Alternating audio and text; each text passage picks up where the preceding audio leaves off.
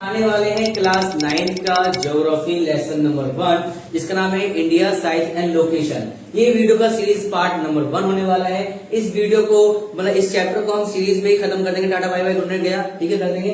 तो लास्ट से पढ़े रहना। तो इंडिया जो है कितनी बड़ी इंडिया है, छोटी सी इंडिया या बहुत बड़ी इंडिया है। तो बेसिकली हम इंडिया की साइज के बारे में पढ़ेंगे और जो इंडिया है चाहे छोटा है चाहे वो बहुत बड़ा है, तो वो जो है कहाँ पे, लोकेशन कहाँ पे, तो उनके बारे में हम इस चैप्टर में पढ़ने वाले हैं। लेकिन उससे पहले हम इसका थोड़ा इंट्रोडक्शन तो देख ले सर।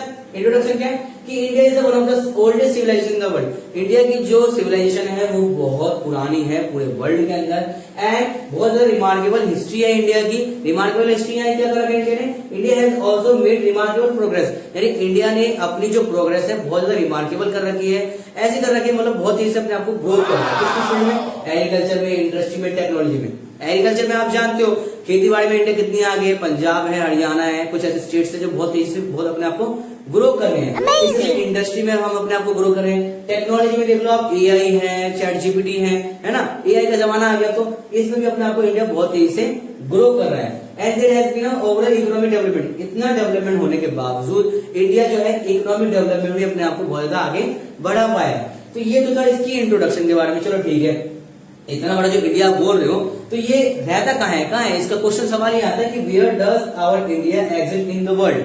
तो इंडिया की जो लोकेशन है वो कहाँ पे है, ठीक है, तो कहाँ पे एग्जिस्ट करता है, तो वो पड़ेगा इंडिया लोकेशन के अंदर। आप देखो ये अर्थ है, अर्थ के अंदर ये बीच में एक लाइन चल रही है, दिख रही है आपको, इसे हम बोलेंगे 0 डिग्री बोलेंगे। 0 डिग्री यानी कि इक्वेटर बोलेंगे। और इक्वेटर का क्या काम है भाई, divide the earth into 2 equal part. Earth को 2 इक्वल पार्ट में वो डिवाइड कर देगा, यानी एक ऊपर वाला पार्ट और एक नीचे वाला पार्ट। अच्छा, इसमें लिखा मैंने नॉर्दर्न हेमिस्फीयर, सदर्न हेमिस्फीयर। तो हेमिस्फीयर का मतलब क्या होता है, पहले स्फीयर का मतलब समझो। स्फीयर यानी कि एक फुटबॉल है, उस फुटबॉल को मैंने अगर बीच में से काट दिया, पहले तो फुटबॉल है तो स्फीयर हो गया, बीच में से काटूंगा तो वो हेमिस्फीयर हो जाएगा। इस तरह से ऊपर वाला पार्ट है तो नॉर्दर्न हेमिस्फीयर हो जाएगा और नीचे वाला पार्ट है वो सदर्न हेमिस्फीयर हो जाएगा। तो इंडिया कहाँ पे लाई कर रहा है सर, इंडिया लाई कर रहा है सदर्न हेमिस्फीयर में। कहाँ लाई कर रहा है सर, सदर्न हेमिस्फीयर में। तो वो चीज यहाँ लिखिए, India is the very best country lie in the northern hemisphere. तो नॉर्दर्न हेमिस्फीयर में इंडिया लाई कर रहा है, लेकिन नॉर्दर्न हेमिस्फीयर में तो लाई कर रहा है, लेकिन ये है कहाँ पे, उसकी एग्जैक्ट लोकेशन का है, तो वो हम पढ़ेंगे उसकी लॉन्गिट्यूड और लैटिट्यूड के बारे में अगली वीडियो में मिलते हैं। तो इससे पिछली वाली वीडियो में हमने पढ़ा था कि इंडिया जो है नॉर्दर्न हेमिस्फीयर में लाई करता है। अब आपको पता है नॉर्दर्न हेमिस्फीयर तो बहुत बड़ा है भाई, नॉर्दर्न हेमिस्फीयर में भी कहाँ लाई करता है वो तो बताओ सर। तो वो सीखेंगे हम लॉन्गिट्यूड और लैटिट्यूड वाले टॉपिक में। तो इंडिया की लोकेशन देखेंगे कि इंडिया की लोकेशन कहाँ है, और वो देखेंगे किसकी मदद से, लॉन्गिट्यूड और लैटिट्यूड की मदद से। ये वीडियो का सीरीज पार्ट 2 होने वाला है। तो गाइस सिंपल में बताऊं लॉन्गिट्यूड क्या होता है। लॉन्गिट्यूड क्या होता है, इंडिया अर्थ के ऊपर जितनी भी खड़ी हुई लाइन होती है लॉन्गिट्यूड बोलते हैं। जितनी भी खड़ी हुई लाइन है, जितनी भी वर्टिकल लाइंस हैं इंडिया अर्थ के ऊपर, उसे हम लॉन्गिट्यूड बोलते हैं। समझ गए मेरी बात, जितनी भी खड़ी हुई लाइन है। उसके बाद लैटिट्यूड, अर्थ के ऊपर जितनी भी लेटी हुई लाइन है, लैटिट्यूड, लैटिट्यूड, ठीक है, यानी जितनी भी हॉरिजॉन्टल लाइन है वो क्या कहलाएगी, लैटिट्यूड्स कहलाएगी। तो लॉन्गिट्यूड, लैटिट्यूड, समझ गए गाइस। अब देखो क्या कह रहा है कि लॉन्गिट्यूड और लैटिट्यूड की मदद से हम किसी भी कंट्री की एग्जैक्ट लोकेशन को पता कर सकते हैं। वो चीज यहाँ पे लिखी हुई है। अच्छा ठीक है, तो इंडिया के बारे में बताओ सर। तो इंडिया, वो चीज हम पढ़ेंगे इंडिया की लॉन्गिट्यूड एंड लैटिट्यूड के बारे में, ठीक है। तो longitude and latitude of India के बारे में देखते हैं क्या है। तो इंडिया जो है 2 लैटिट्यूड के बीच में लाई करता है। कितने, 2 लैटिट्यूड के बीच में। ये लैटिट्यूड है, लेटी हुई लाइन है, लेटी हुई लाइन कौन सी होती है, लैटिट्यूड। तो ये लेटी हुई लाइन है, लैटिट्यूड हो गई। अब आप देखो यहाँ पे 2 लैटिट्यूड के बीच में लाई करता है। कौन कौन सी, 8 डिग्री 4 नॉर्थ से लेकर 37 डिग्री 6 नॉर्थ के बीच में लाई करता है इंडिया। और इसी तरह इंडिया है जो है 2 लॉन्गिट्यूड के बीच में लाई करता है। कितने, 2 लॉन्गिट्यूड के बीच में। एक लॉन्गिट्यूड ये जा रही है और एक लॉन्गिट्यूड ये जा रही है, ठीक है। तो पहले कौन से 68 डिग्री 7 मिनट नॉर्थ ईस्ट और 97 डिग्री 25 ईस्ट। तो इंडिया जो है 2 लैटिट्यूड और 2 लॉन्गिट्यूड के बीच में लाई करती है। तो यानी the Indian main land lie between latitude 8 degree 4 north से लेकर 37 डिग्री 6 नॉर्थ के बीच में। अब बोलोगे आपने नॉर्थ क्यों बोला, देखो इंडिया को अगर मैं बीच में से काटूं तो ऊपर नॉर्थ है, नीचे साउथ है, तो इंडिया यहाँ लाई कर रहा है ना। तो ये हो गया नॉर्थ, समझ गए, क्योंकि यहाँ पे अगर हम 0 डिग्री माने, ये 0 डिग्री माने, जैसे 0 डिग्री है तो ऊपर वाला पार्ट क्या हो गया, नॉर्थ, तो इसके ऊपर नॉर्थ हो गया। और अगर हम इंडिया को बीच में से काट लें तो इधर ईस्टर्न हेमिस्फीयर, इधर वेस्टर्न हेमिस्फीयर। अब इंडिया कहाँ लाई कर रहा है, इधर लाई कर रहा है ना, तो इसलिए यहाँ पे क्या हो गया, ईस्टर्न हेमिस्फीयर। समझ गए मेरे बात, ईस्टर्न हेमिस्फीयर। आगे इंडियन नॉर्थ साउथ, तो इंडिया नॉर्थ से लेकर साउथ तक कितना है, 3214 किलोमीटर। और इंडिया क्या बोलते हैं, ईस्ट से लेकर वेस्ट तक कितना है, 2933 किलोमीटर। समझिए मेरी बात। तो ये मैंने आपको सारा समझा दिया है। अगर आपको फिर भी कोई डाउट लगे तो आप कमेंट में मुझसे पूछ सकते हैं। मिलते हैं अपनी अगली सीरीज पे। बाय। आज जो है हम ज्योग्राफी का सीरीज नंबर 3 पे आ चुके हैं। अपन 2 सीरीज जो है अपन की वो अपलोड हो चुकी है, आप जाके यूट्यूब चैनल पे देख सकते हैं। सीरीज नंबर 3 में क्या है गाइस, सीरीज नंबर 3 में अपन पढ़ेंगे ट्रॉपिक ऑफ कैंसर। कैंसर कौन सा कैंसर, जो इंसान को मार देता है, नहीं गाइस, ये कैंसर है ट्रॉपिक ऑफ कैंसर, जो कि पूरा अर्थ आपको दिख रहा है। पूरे अर्थ में वर्ल्ड मैप की तरह है, ये अर्थ मैप दिख रहा है आपको, जहां पे इंडिया भी आपको दिख रहा होगा। बीच में होती है 0 डिग्री, जिसे अपन क्या कहते हैं, इक्वेटर। क्या कहते हैं गाइस, इक्वेटर। इक्वेटर के जस्ट ऊपर होता है ट्रॉपिक ऑफ कैंसर। क्या होता है, ट्रॉपिक ऑफ कैंसर, जो कि लाई करता है किस पे, 23 डिग्री 30 नॉर्थ पे। नॉर्थ क्यों बोला मैंने ऊपर, क्योंकि ये बीच में 0 डिग्री हो गया इक्वेटर, उसके ऊपर वाला पार्ट नदर्न हेमिस्फीयर, नीचे वाला पार्ट सदर्न हेमिस्फीयर, इसलिए हमने नॉर्थ बोला। और ट्रॉपिक ऑफ कैंसर का काम क्या है, इसका काम है कि इंडिया को ये 2 हिस्सों में काट देता है। ठीक है, the tropic of cancer 2330 north divides the country into almost 2 equal part. India को 2 भागों में वो काट देता है, ये बताना चाह रहा है कौन, ट्रॉपिक ऑफ कैंसर। अब हम पढ़ेंगे island group of India. Island group of India के अंदर क्या बताया गया है गाइस, ये अपना इंडिया आपको दिख रहा होगा, बहुत प्यारा सा मशहूर सा है ना। इंडिया के अगर आप साउथ ईस्ट पे जाओगे, कहां पे, साउथ वाला पार्ट, यानी साउथ के ईस्ट वाला पार्ट, ये तो साउथ हो गया है ना, ये ऊपर नॉर्थ, तो और ये इधर ईस्ट है ना, तो साउथ ईस्ट हो गई। तो साउथ ईस्ट में जाओगे तो यहाँ पे आपको एक आइलैंड देखने को मिलेगा, जिसका नाम है अंडमान निकोबार आइलैंड। क्या नाम है, अंडमान निकोबार आइलैंड, जो कि कहाँ लाई करता है, जो कि लाई करता है बे ऑफ बंगाल में। कहाँ पे, बे ऑफ बंगाल में। इसी तरह से अगर आप आ जाओगे कहाँ पे, साउथ वेस्ट वाले में, यहाँ पे साउथ हो गया, यहाँ पे वेस्ट वाला पार्ट हो गया, तो साउथ वेस्ट बोलेंगे इसको अपन। तो साउथ वेस्ट में इस तरह से लाई करता है लक्षद्वीप आइलैंड। कौन सा गाइस, लक्षद्वीप, जो कि कहाँ है, अरेबियन सी में है। इसे हिंदी में अरब सागर बोलते हैं और इसे हिंदी में बंगाल की खाड़ी बोलते हैं। ठीक है, तो ये चीज यहाँ पे वही चीज लिखी हुई है, towards the south east mainland Andaman Nicobar island which lie the bay of Bengal. ठीक है, and towards the south west of the mainland is Lakshadweep island which lie in the Arabian sea. ठीक है, तो ये बे ऑफ बंगाल जो है, बे ऑफ बंगाल के पास जो आइलैंड है जिसका नाम है अंडमान निकोबार आइलैंड, और अरेबियन सी के पास जो आइलैंड है उसका नाम क्या है, लक्षद्वीप। ठीक है, तो अपन ये वाला टॉपिक था। अब इसका जो नेक्स्ट टॉपिक है, नेक्स्ट टॉपिक में अपन इंडिया की साइज के बारे में पढ़ेंगे। इंडिया की साइज मतलब कितना बड़ा इंडिया है, और इंडिया है जितना बड़ा भी, तो इतने बड़े अर्थ में वो कहाँ पे लाई करता है, कितना उसका एरिया परसेंटेज है। तो ये सारी चीजें हम अगले नेक्स्ट सीरीज में देखने वाले हैं। ठीक है, अगर आपको फिर भी कोई डाउट है तो आप हमें बता सकते हैं। मिलता अगली वीडियो। इंडिया की साइज के बारे में बेसिकली पढ़ने वाले हैं। अभी तक की जो सीरीज थी वो लोकेशन के बारे में थी, इंट्रोडक्शन था, हमने देख लिया था। आज जो है बेसिकली हम इंडिया की साइज के बारे में बात करेंगे। आप बोलोगे सर आपने चश्मा क्यों लगा लिया, अरे यार आप थोड़ी रेडनेस ज्यादा हो रही थी, इसलिए चश्मा लगा लिया ताकि आपको भी रेडनेस ना हो जाए, इसलिए भाई। तो सीरीज 4 होने वाली है। सीरीज 4 में क्या है, साइज के बारे में। साइज क्या बता रहा है कि total land mass geographical area of India, India का जो टोटल ज्योग्राफिकल एरिया है पूरे इंडिया का, वो कितना है, 3.28 मिलियन स्क्वायर किलोमीटर। ठीक है, इंडिया कितना है, 3.28 मिलियन स्क्वायर किलोमीटर पूरा इंडिया का जो ज्योग्राफिकल एरिया। और यही ज्योग्राफिकल एरिया अगर हम पूरे वर्ल्ड में देखें, पूरे वर्ल्ड में अर्थ है, अर्थ वहां पे इंडिया दिख रहा है, तो पूरे वर्ल्ड में जो टोटल ज्योग्राफिकल एरिया वो कितना है, 2.4% इंडिया लाई करता है पूरे वर्ल्ड के अंदर। अच्छा ठीक है, अच्छा ये तो बताओ एरिया वाइज में क्या सीन है सर। एरिया वाइज में जो इंडिया है ना वो 7th लार्जेस्ट कंट्री है। कितनी, 7th लार्जेस्ट कंट्री, 7th। अब आप बोलोगे ये क्या लिखा सर आपने, ये लिखा सर रकूक बाई। क्या लिखा सर, रकूक बाई, ताकि आपको इंडिया फटाफट याद हो जाए। तो आर से रशिया, ठीक है, सी से कनाडा, जो भी स्पेलिंग गलत हो जाएगी शायद, और यूएसए, और चाइना, और ब्राजील, उसके बाद ऑस्ट्रेलिया, और आई से इंडिया। तो 7th लार्जेस्ट कंट्री आपको याद हो जाएगी रकूक बाई करके, सिंपल में। बहुत आसान ट्रिक बताइए आपको मैंने। आपसे बोला था इंडिया की कौन सी country, India 7th largest country है, उससे पहले कौन सी कंट्री है, तो रखू भाई Russia, Canada, USA, China, Brazil, Australia, ठीक है। अच्छा आगे देखो कि India has a land boundary of about 15,200 kilometre.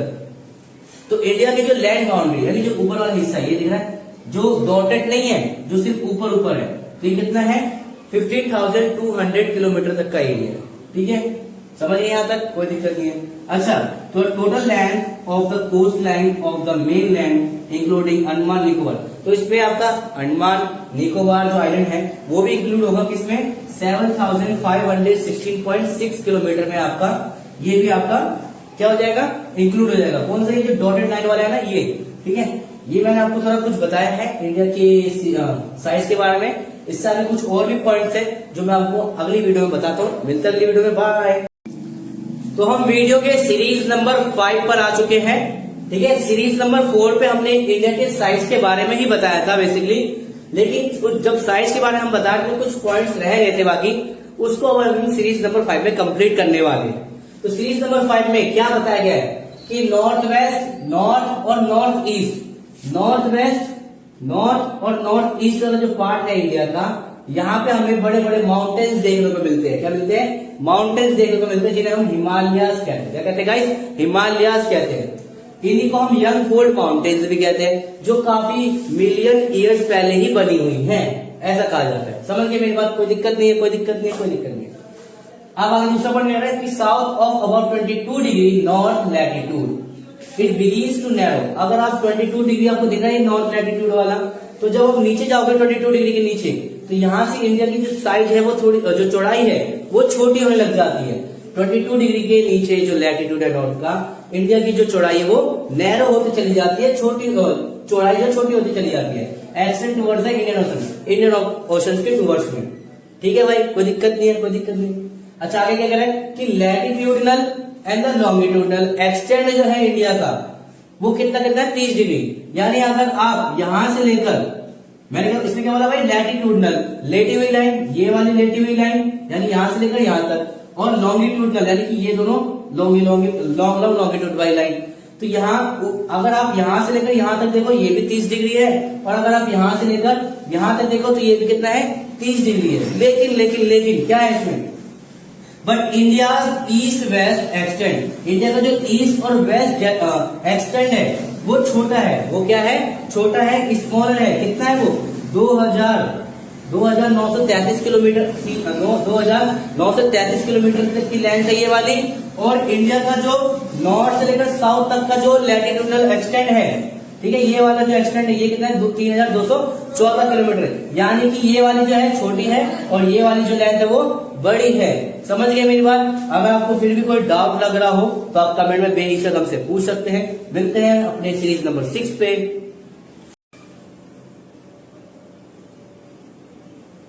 तो आज हम वीडियो के सीरीज नंबर 6 पे आ गए हैं, जो हमें इसमें और कुछ भी बातें याद रखनी है इंडिया की साइज के बारे में। हमने पिछली वीडियो में साइज के बारे में और भी चीजें बताई थी, और कुछ चीजें रह गई जो हमें जानना बहुत जरूरी है इस वीडियो में।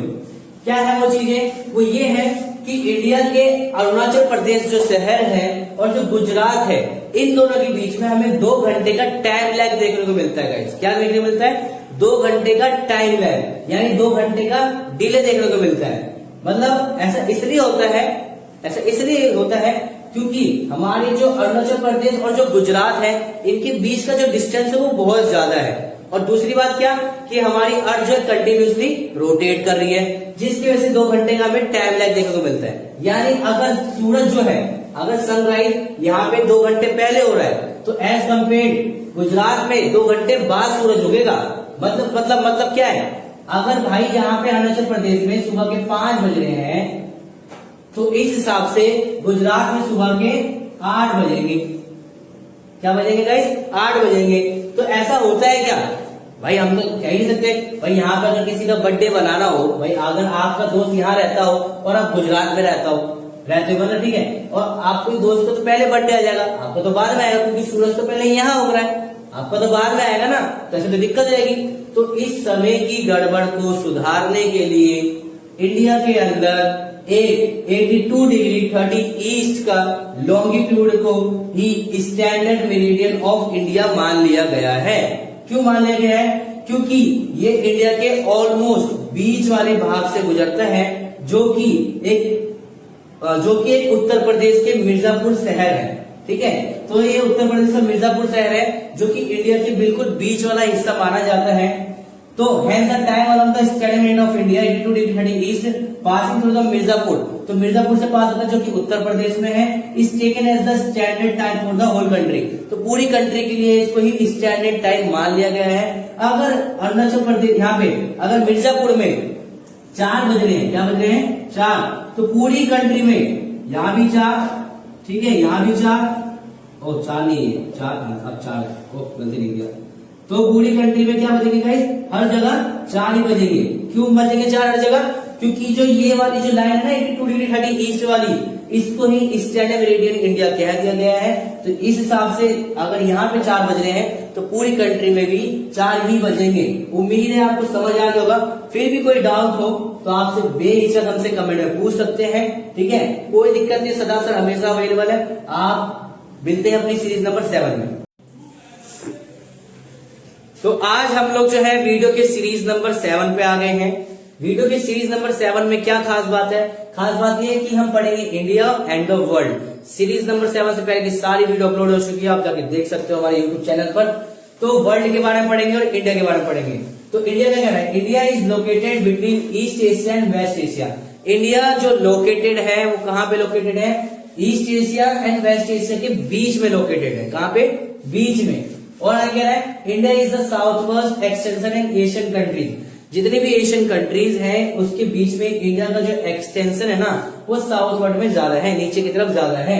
And India has a very strategic central location, और इसी वजह से इंडिया की जो काफी स्ट्रेटेजिक लोकेशन है बीच में। आप देख लो, आप मैप देखोगे उठा के किताब के अंदर, तो आपकी जो इंडिया की लोकेशन दिखेगी ना एकदम बीच में दिखेगी, एकदम बेहतरीन। अब इतनी बेहतरीन लोकेशन होने के कारण क्या फायदा है? फायदा ये है कि due to such a good location India is very well connected. India क्या है? काफी ज्यादा वेल कनेक्टेड है बाकी कंट्रीज के साथ। ठीक है, बहुत ज्यादा अच्छे से कनेक्टेड है, कोई दिक्कत वाली परेशानी वाली बात नहीं है। आगे कह रहा है यहाँ पे कि भाई इंडिया का अगर आप डेक्कन प्लेट्यू वाला हिस्सा देखें, डेक्कन प्लेट्यू क्या होता है सर? सर ये जो बी शेप वाला दिख रहा है ना आपको, ट्रायंगल की शेप, इसे कहते हैं डेक्कन प्लेट्यू। क्या कहते हैं? डेक्कन पेनिनसुला कह लो, डेक्कन प्लेट्यू कह लो। तो यहाँ पे ये जो हिस्सा है ये इंडियन ओशन के बीच में नीचे लाई करता है पूरा। ठीक है, इंडियन ओशन के पूरा नीचे लाई करता है। अब जिसकी वजह से क्या होता है यहाँ पे कि जो बाकी वेस्टर्न कंट्रीज है उनके साथ इंडिया जो है बहुत ज्यादा अच्छे से कनेक्टेड है। जैसे आपने बोलेगा India to stabilize close contact with west Asia, Africa and Europe. इस इंडिया जो है वेस्टर्न कोस्ट, अगर आप हिस्सा देखो, ये है ना वेस्टर्न, ये भाई वेस्टर्न कोस्ट हो गया, ये ईस्टर्न कोस्ट हो गया इधर वाला हिस्सा। तो वेस्टर्न कोस्ट जो है इंडिया का वो वेस्ट एशिया, यूरोप और अफ्रीका के साथ काफी ज्यादा कनेक्टेड है बहुत अच्छे तरीके से। और अगर आप ईस्टर्न कोस्ट वाला हिस्सा देखो तो ये ईस्ट एशिया और साउथ ईस्ट एशिया के साथ भी बहुत अच्छे से कनेक्टेड है, जिसकी वजह से इंडिया जो है बाकी लोगों के साथ, बाकी कंट्रीज के साथ अच्छी तरह से डील कर पाता है, अच्छे तरह से ट्रेड कर पाता है, अपना व्यापार अच्छे से कर लेते हैं। तो यहाँ पे लिखा है ईस्टर्न कोस्ट की वजह से ईस्ट एशिया और साउथ ईस्ट एशिया में इंडिया की कनेक्टिविटी बहुत अच्छी है। ठीक है, मुझे उम्मीद है आपको वीडियो समझ आ गई होगी। अगर फिर भी कोई डाउट है तो आप कमेंट में पूछ सकते हैं। तो मैंने आपको पूरा बता दिया कि इंडिया जो है ईस्ट एशिया वेस्ट एशिया के बीच में लाई करता है और साउथ वर्ड एक्सपीरियंस का साउथ की तरफ ज्यादा है। स्ट्रेटेजिक लोकेशन है जिसकी वजह से इंडिया को बहुत ज्यादा फायदा है, बेहतरीन लोकेशन है और बाकी कंट्री के साथ वेल कनेक्टेड है। और इसी कॉन्टेक्ट के साथ वो अफ्रीका, यूरोप, वेस्ट एशिया के साथ इनके साथ दोस्ती अच्छी है और बाकी ईस्ट कंट्रीज के साथ दोस्ती अच्छी मिलती है। अगली वीडियो में बाय बाय, तब तक के लिए। तो आज जो है हम वीडियो के सीरीज नंबर 8 पे आ गए हैं। वीडियो के सीरीज नंबर 7 में हमने कल जो था पढ़ा था, हमने क्या पढ़ा था कि जो इंडिया का वेस्टर्न कोस्ट है, ये जो कोस्टल वाला एरिया है, ये बाकी यूरोपियन कंट्रीज के साथ और बाकी एशियन कंट्रीज के साथ काफी ज्यादा कनेक्टेड है, जिसकी वजह से इंडिया जो है अपने ट्रेड सिस्टम को आगे बढ़ा पाती है। इस वीडियो में अपन क्या पढ़ने वाले हैं, हम ये बताएंगे कि इंडिया का जो कॉन्टेक्ट है वर्ल्ड के साथ काफी पुराना रहा है। ठीक है, तो वीडियो का सीरीज नंबर 8 है, 9 से 10 में सीरीज खत्म हो जाएगी, चैप्टर भी खत्म हो जाएगा। ठीक है, तो और क्या कर रहा है, मॉडर्न टाइम में आज के समय में इंडिया जो है बाकी दुनिया के साथ, वर्ल्ड के साथ कनेक्टेड कैसे है? लैंड रूट्स के थ्रू कनेक्टेड है और सी रूट्स के थ्रू कनेक्टेड है। लेकिन पुराने समय में क्या होता था? पुराने समय में एंशिएंट टाइम पे हमारी जो कंट्री थी इंडिया, वो लैंड रूट्स के थ्रू ज्यादा कनेक्टेड थी रेदर देन सी रूट्स। क्यों? क्योंकि सी रूट्स क्या होते थे? पहले नहीं थे और लैंड रूट्स जो थे वो बहुत पुराने भी थे। तो लिखा है ना, are much older than the man in context. तो कॉन्टेक्स्ट में लैंड रूट्स काफी पुराने थे rather than the sea routes. कोई दिक्कत नहीं होनी चाहिए मेरे ख्याल से। तो मैंने आपको ये बता दिया कि इंडिया जो है वर्ल्ड के साथ काफी पुराना रिश्ता रहा है, ठीक है, काफी पुराने तरीके से कनेक्टेड है और आज के टाइम पे सी रूट्स, लैंड रूट्स के थ्रू कनेक्टेड भी है। और अब तो बहुत सारी चीजें आगे बढ़ गई है, नई चीजें है ना। और पुराने टाइम पे लैंड रूट्स ज्यादा कनेक्टेड थे रेदर देन सी रूट्स। अब यहाँ पे क्या बता रहा है कि इंडिया का जो नॉर्थ वाला हिस्सा है, जहाँ पे अपना माउंटेन्स वगैरह है, तो वहां पे हमें कुछ पासेस देखने को मिलते हैं। क्या देखने को मिलते हैं? पासेस देखने को मिलते हैं, जिनका इस्तेमाल करके एंशिएंट ट्रैवलर जो थे इंडिया में आते थे और इंडिया से जाते थे, ठीक है। और इन्हीं जाने आने जाने के मदद से इंडिया की बहुत सारी चीजें बाकी दुनिया तक पहुंच पाई, जैसे इंडिया के मसाले, इंडिया के उपनिषद, रामायण, पंचतंत्रता की कहानियां, ठीक है, नंबर सिस्टम, डेसिमल सिस्टम, ये सारी चीजें इंडिया तक, इंडिया के बाहर के लोगों तक पहुंच पाई। जैसे अंग्रेजों को भनक लग गई कि इंडिया जाओ और वहां पे हम क्या करेंगे? मसालों को बेचेंगे, मसाले की ट्रेडिंग करेंगे, तभी तो वो इंडिया है ना। बेसिकली काम क्या था इंडिया में आने का? उनका मसाले का था। आए, मसालों को बेचा, इतना कमाया कि इंडिया को लूट के ले गए, है ना। तो ये सारी चीजें हमने बाहर की कंट्रीज को सिखाई और वर्ल्ड को हमने सिखाया, ठीक है। तो सिर्फ ये नहीं कि हमने वर्ल्ड को सिखाया, हमने वर्ल्ड से सीखा भी। जैसे क्या सीखा कि ग्रीक के लोग स्कल्पचर कैसे बनाते थे, ठीक है, डोम्स और मैग्नेट्स कैसे बनाए जाते थे। तो ये सारी चीजें हमने वर्ल्ड से सीखी भी और ये सारी चीजें हमने वर्ल्ड को सिखाई भी। अगर आपको फिर भी कोई डाउट है इस वीडियो में तो आप मुझे कमेंट में बेहिचक पूछ सकते हैं, ठीक है। टेलीग्राम का भी लिंक है, इंस्टाग्राम का भी लिंक है, आप हमें वहां पे भी फॉलो कर सकते हैं, ठीक है। और अगर कोई भी डाउट हो पूछ सकते हैं। मिलते हैं अगली वीडियो में, तब तक के लिए बाय, गुड नाइट, सबा खैर, खुदा हाफिज़। तो आज हम वीडियो के सीरीज नंबर 9 पे आ गए हैं गाइस। जैसे मैंने आपको बोला था सीरीज में चैप्टर खत्म हो जाएगा, तो सीरीज 9 में एक चैप्टर खत्म, tata bye bye good night गया हो जाएगा ये, ठीक है। तो आज हम पढ़ने वाले हैं इंडियाज नेबर्स के बारे में, यानी भारत के पड़ोसी देशों के बारे में, कि भारत के पड़ोसी देश कौन कौन से हैं। लेकिन उससे पहले हमारे दिमाग में एक क्वेश्चन आता है। वो सवाल क्या है कि how many states and union territories India के पास हैं? कितने स्टेट और कितने यूनियन टेरिटरीज हैं? तो 28 स्टेट्स हैं और 8 यूनियन टेरिटरीज है। अच्छा, एक लॉजिक की बात, स्टेट्स क्या होते हैं पता है आपको? जहां पर पॉपुलेशन ज्यादा हो, ठीक है, और पॉपुलेशन ज्यादा हो जहां की, ठीक है, और मतलब अच्छी खासी स्टेट हो, काफी बड़ा एरिया हो, पॉपुलेशन ज्यादा हो, एरिया भी बड़ा हो, तो वो स्टेट्स कहलाते हैं। और यूनियन टेरिटरीज क्या कहलाते हैं? यूनियन टेरिटरीज वो होते हैं जिनको हम स्टेट का दर्जा नहीं दे सकते, जिनको हम स्टेट का दर्जा नहीं दे सकते क्योंकि वो एरिया में छोटे होते हैं और वहां की पॉपुलेशन भी कम होती है। आप बोलोगे दिल्ली जो है, अब दिल्ली क्या है? दिल्ली यहाँ पे यूनियन टेरिटरीज भी है, स्टेट्स भी है और कैपिटल भी है। तो दिल्ली में पॉपुलेशन काफी अच्छी ज्यादा है, एरिया कम है लेकिन पॉपुलेशन बहुत अच्छी खासी, इसलिए यूनियन टेरिटरीज भी दे दिया गया और कैपिटल भी बोल दिया गया और एक स्टेट का दर्जा भी उसे दे दिया गया है। लेकिन कई हैं जो यूनियन टेरिटरीज है, जैसे गोवा वगैरह है, दादर नगर हवेली है, ये बस यूनियन टेरिटरीज रहेंगी, स्टेट नहीं बन सकते क्योंकि यहाँ की पॉपुलेशन कम है और उसके बाद यहाँ का एरिया भी कम है। समझ आ गया? तक आगे क्या कर रहे हैं? इंडिया जो लैंड बाउंड्रीज अपनी शेयर करता है, ठीक है, तो पाकिस्तान, अफगानिस्तान, ये नॉर्थ वेस्ट वाले में, यहाँ पे जो नॉर्थ वेस्ट वाला है ना, यहाँ पाकिस्तान अफगानिस्तान है। उसके बाद क्या बोल रहे हैं? चाइना, नेपाल, भूटान, ये कहाँ पे है? नॉर्थ वाले पार्ट में। ये नॉर्थ वाला अगर आप पार्ट देखोगे तो यहाँ पे चाइना, भूटान, नेपाल, ये इनके साथ भारत जो है अपने बॉर्डर को शेयर करता है, लैंड बाउंड्रीज। उसके बाद आपको बच जाता है क्या? म्यांमार और बांग्लादेश, ये कहाँ पे? ईस्ट में। तो इंडिया का जब आप ईस्ट वाला पार्ट देखोगे, ये बांग्लादेश हो गया और म्यांमार, यहाँ पे जो है इंडिया अपनी लैंड बाउंड्रीज इनके साथ शेयर करता है। समझ गए मेरी बात? कोई दिक्कत नहीं है, कोई दिक्कत नहीं है, चलो ठीक है। आप आगे देखो भाई, आगे मैं क्या कह रहा हूँ? आगे कह रहा हूँ कि our southern neighbours across the sea countries, तो हमारे कुछ ऐसे और पड़ोसी देश हैं जो जमीन यानी पानी के थ्रू कनेक्टेड है हमसे। कैसे? पानी के थ्रू। जैसे यहाँ पे अपना श्रीलंका है, तो श्रीलंका किसके थ्रू कनेक्टेड है? जिसका नाम है पाक स्टेट। क्या नाम है? पाक स्टेट, ये लिखा हुआ देखो, ये पाक स्टेट। कई लोग इसे राम सेतु के नाम से भी जानते हैं, जानते होंगे आप लोग, ठीक है। ये पाक स्टेट हो गया।